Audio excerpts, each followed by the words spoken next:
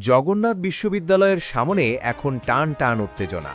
যক্ষ নির্বাচনের ফল একে একে প্রকাশ হচ্ছে, আর ঠিক সেই মুহূর্তে বিশ্ববিদ্যালয়ের প্রধান ফটকে হাজারো নেতাকর্মী নিয়ে অবস্থান নিয়েছেন ছাত্রদলের কেন্দ্রীয় সভাপতি রাকিবুল ইসলাম রাকিব।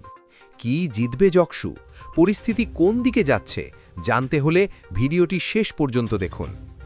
দীর্ঘ প্রতীক্ষার পর অনুষ্ঠিত হওয়া জগন্নাথ বিশ্ববিদ্যালয় কেন্দ্রীয় ছাত্র সংসদ যক্ষু নির্বাচনের কেন্দ্রভিত্তিক ফলাফল ঘোষণা চলছে।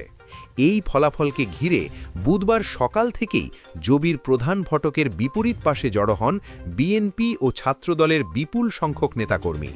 ছাত্রদলের কেন্দ্রীয় সভাপতি রাকিবুল ইসলাম রাকিবের নেতৃত্বে সহস্রাধিক নেতাকর্মী সেখানে অবস্থান নেন। স্লোগান, ব্যানার আর উত্তেজনায় মুখরিত পুরো এলাকা।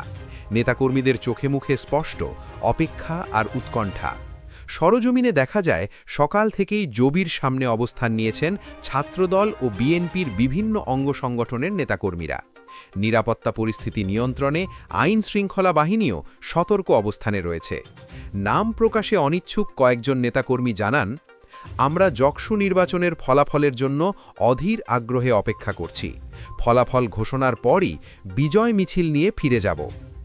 এই বক্তব্যেই বোঝা যাচ্ছে, ফলাফল যাই হোক, রাজনৈতিক উত্তেজনা এখন চূড়ান্ত পর্যায়ে। যক্ষু নির্বাচন শুধু একটি ছাত্র সংসদ নির্বাচন নয়, এটি জগন্নাথ বিশ্ববিদ্যালয়ের শিক্ষার্থী রাজনীতির ভবিষ্যৎ দিক নির্দেশনা।